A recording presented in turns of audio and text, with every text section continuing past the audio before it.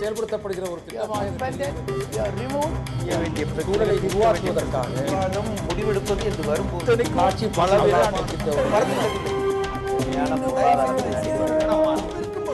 எதிர்த்து பேசிட்டு நம்மளோட இந்த கலந்துரையாடலில் பேசிட்டு இருந்த பொருளை ஒரு கேள்வியாக்கி நேயர்கள்ட்ட பதில் கேட்டிருந்தோம். அந்த முடிவுகள் வந்திருக்குது.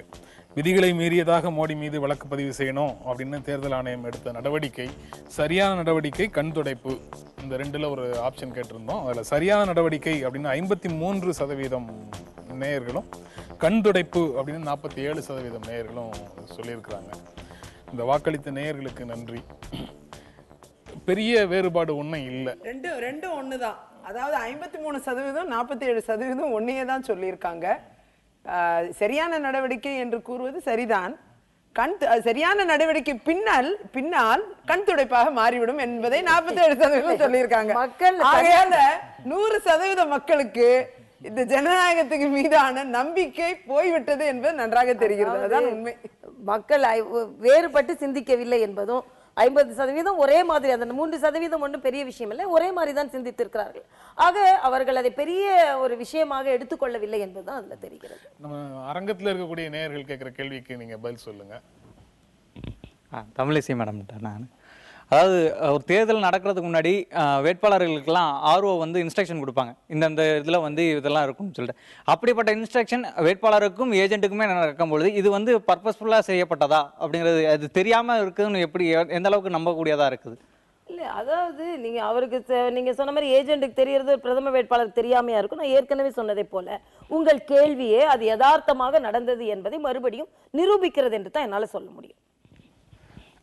ஐயா பத்திரிகையாளர், உங்ககிட்ட இப்போ ஒரு சில மாநிலத்தில் பார்த்தீங்கன்னா அவங்களுடைய கட்சி சின்னத்தை அப்படியே சிலையாக வைக்கிறாங்க. தமிழகத்தில் கூட பஸ்லேயும் சரி, பீச் கடற்கரையோரமும் சரி சிலையாக வச்சுருக்காங்க.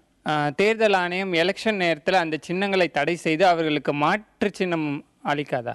இதற்கு பொதுவாக அப்படியெல்லாம் அழிக்கலாம். பட் இங்கே ஒவ்வொரு கட்சிக்கும் ஒரு சின்ன சின்னத்தை அவர்கள் இறுக்கமாக பிடித்து வச்சிருக்காங்க. அதை அவங்க ஒருபோதும் விட்டு கொடுக்க மாட்டாங்கன்னு வச்சுக்கோங்க. அதுக்குள்ளே நம்ம போக வேண்டாம். ஆனால் நீங்கள் சொல்லபடி அந்த சின்னங்களை எல்லாம் தேர்தல் காலத்தில் போர்வையை போட்டு பொத்துறது, அதுக்கு என்னன்னா மரியாதை, மாலை மரியாதை செய்யணுமோ அதெல்லாம் செஞ்சுட்டு தான் தேர்தல் நடத்துறாங்க. அதனால அந்த சின்னங்கள் அந்த நேரம் வெளிப்படையாக வைப்பது தவறு, வைக்கக்கூடாது அப்படின்னா. அதனால தான் தாமரை குளத்தெல்லாம் மூடணும்னு மத்திய பிரதேசத்தில் இவங்க காங்கிரஸ்காரங்க சொன்னாங்க. கையை என்ன செய்யறதுன்னு தெரியல.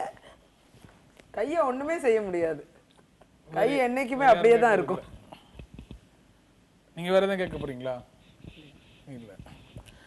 நீங்க தேர்தல் ஆணையம் இந்த விஷயத்துல ஒரு அதீத ஈடுபாட்டோட செயல்பட்டிருக்குன்னு சொல்ல முடியுமா முத்துகிருஷ்ணன்? இல்லை, அப்படி அதீத ஆர்வத்தோடு செயல்பட்டிருக்குன்னு சொல்ல முடியாது அப்படின்னு தான் நான் நினைக்கிறேன். இன்னொன்று என்ன நான் நினைக்கிறேன்னா, ஒரு 10 நாட்களுக்கு முன்பு நரேந்திர மோடியை இந்த தேர்தல் கமிஷனையே நான் ஆட்சிக்கு வந்த உடனே கடுமையான கண்காணிப்பு உட்படுத்த பண்ணிருக்கிறேன். அப்போ ஒன்று என்னன்னா, இங்கே நம்ம தேர்தல் ஆணையத்தினுடைய பவர்ஸை இன்னும் ஸ்ட்ரென்தன் பண்ணணுமோ அப்படின்ற ஒரு இடத்துக்கு தான் நான் வர்றேன். அது இன்னும் கூட எப்படின்னா, இன்னைக்கு ஊடகங்களை நம்ம சேர்த்து தான் சொல்லணும்.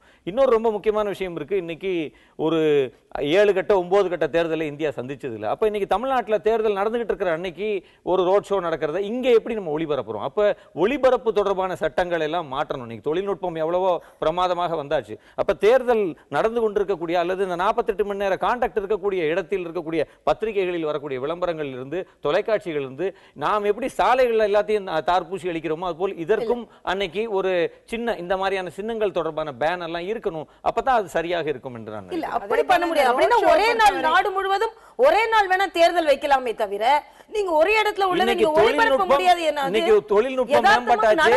சென்னையில் அச்சாகிற பத்திரிகையில் இருக்க வேண்டாம் தான் நான் சொல்றேன். சென்னையில இருந்து அச்சாகிற பத்திரிகையில் இருக்க வேண்டாம். நாடு முழுவதும் உள்ள கேபிள்ல வரும்போது எப்படி நீங்க தடை செய்ய முடியும்? அது எல்லாம் தொழில்நுட்பம் இன்னைக்கு மேம்பட்டுச்சு. செய்ய வாய்ப்பு இருக்கு. செய்ய விரும்புறீங்களா இல்லையா? நான் என்ன கேக்குறேன், நெட்ல வருது, என்ன செய்வீங்க? அடுத்த பார்டர் தாண்டி போய் பெங்களூர்ல பார்க்க மாட்டான்னு என்ன நிச்சயம்? அப்படி என்றால் நீங்கள் நாடு முழுவதும் ஒரே நாள் தேர்தல் நடத்துங்கள். அதற்கு சிபிஐக்கே தன்னாதிகாரம் கிடையாது நம்ம நாட்டுல.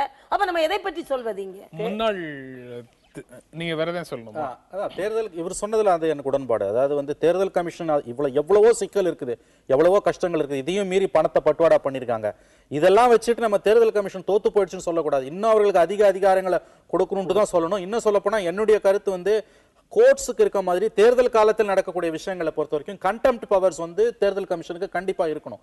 அந்த லெவலுக்கு அதை உச்சகட்டத்துக்கு போச்சுனா தான் கண்டெம்ட் பவர்ஸ் அவங்களுக்கு இருந்து அவங்க ஸ்வீப்பிங் பவர்ஸ் கொடுத்தீங்கன்னா தான் இதை ஓரளவுக்காவது கட்டுப்படுத்த முடியும். இல்லனா இந்திய தேர்தல்கள் என்பது வரும் ஆண்டுகள்ல ரொம்ப கேலி கூத்தா போயிடும். 10 மணிக்கு மேல பொதுக்கூட்டம் நடத்தக்கூடாது. ஆனா 10 மணிக்கு மேல தொலைக்காட்சியில கூட்டங்கள் நடத்துவதை ஒளிபரப்பி கொண்டு இருக்கிறாங்க. அப்ப என்ன செய்யறது? ஆக அப்படி பார்க்கும் பொழுது நீங்கள் ஒட்டுமொத்தமாக இந்த கட்டுப்பாடுகளை வேற மாதிரி கொண்டு போகணும். தேர்தல் ஆணையத்தை பொறுத்தவரை பல்வேறு மாற்றங்கள் தேவை, அதுல மாற்று கருத்தே கிடையாது. இன்றைக்கு ரோட் ஷோ அவர் அங்க நடத்துறாரு. அதுக்கு வந்து அப்ஜெக்ஷன் சொன்ன காங்கிரஸ் மீது இவங்க கோவப்படுறாங்க. இங்க 5 பேர் இல்ல இந்த ரோட் ஷோ நான் கூட நடத்துவாங்க. இது ஒரு பெரிய விஷயம் இல்லங்க. இது என்ன ரோட் ஷோ? இது ஊர் உலகத்துல இப்படி ரோட் ஷோ நடத்துறது இல்லையா? ரோட் ஷோ என்ன மாநிலத்துல நடத்த கூடாது. அதாவது நீங்க சட்ட ரீதியாக இந்த ரோட் ஷோ நடத்த கூடாது, நாமினேஷன்ல பண்ண கூடாது. 5 பேர் தான் உள்ள போலாம் அப்படினு சொல்லி இருக்கிற இடத்துல 5 லட்சம் பேர் உள்ள போனா உள்ள போய் நாமினேஷன்ல உட்கார்ந்தாங்கன்னா என்ன அர்த்தம்? நீங்க அதிமுக ஒரு வேட்பாளர், எனக்கு ஒன்றுதான் ஒரே ஒரு விஷயம், அதிமுக வேட்பாளர் ஒருத்தர் எங்க தொகுதியில ஃபைல் பண்ண போனப்ப கூட ஒரு நபர் உள்ள போனதுக்கே எல்லாரும் அப்ஜெக்ட் பண்ணாங்க. அப்படி இருக்கும்போது லட்சக்கணக்கான மக்கள் வந்து உள்ள நாமினேஷன்ல போறாங்கன்னா அதுக்கு அப்ஜெக்ஷன் கொடுக்கறதே தப்புன்னு பாரதிய ஜனதா கட்சி சொல்லுதுன்னா சட்டத்தை நாங்கள் மீறுவோம், நீங்கள் கண்ணை மூடி கொள்ளுங்கள் என்று கூறுகிறீர்கள். அது தவறு. நாங்கள் சட்டத்தை அவ்வாறு மீறுகிறோமா என்று நீங்கள் பாருங்கள்.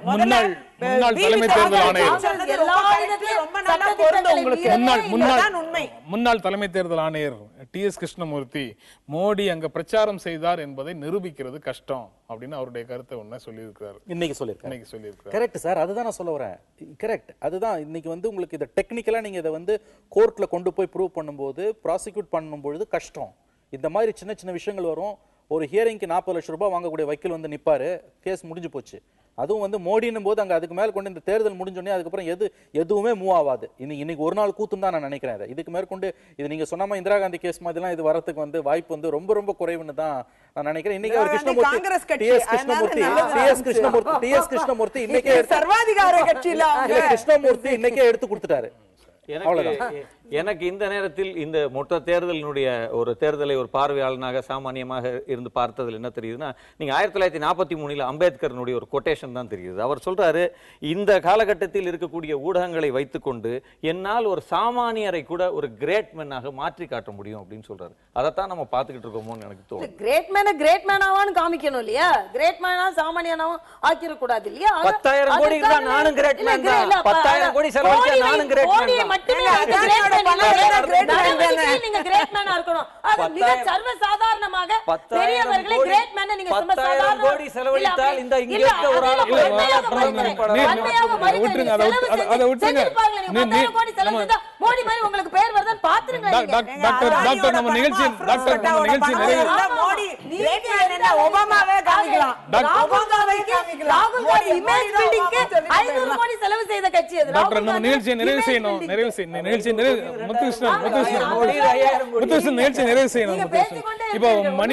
மணியும் முத்துகிருஷ்ணனும் இப்ப இறுதியாக சொன்ன மாதிரி தேர்தல் ஆணையத்திற்கான அதிகாரத்தை அதிகப்படுத்தி கொடுக்கிறதுக்கான தேவையான சட்டங்களை கொண்டு வர்றதுக்கு பாரதிய ஜனதா கட்சி துணையாக நிச்சயமாக அதான் அவர் ஏற்கனவே மோடி அவர்களே சொல்லி இருக்கிறார்களே. ஆனா அது எப்படி என்றால் உண்மையான நிலையில் கொண்டு வர வேண்டும். ஏன்னா இப்பொழுது மிக நல்ல சேஷனுக்கு அப்புறம் மிக நல்ல நிலையில் வருவதற்கு நிச்சயமாக பாரதிய ஜனதா கட்சி உதவி செய்யும். அதுல எந்த வித மாற்றம். தேர்தல் ஆணையத்தை தடுக்காமல் இருந்தால் சந்தோஷம்.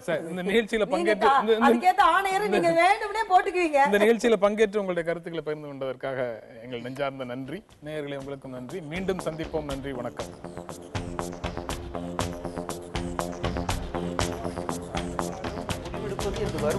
ஆட்சி பல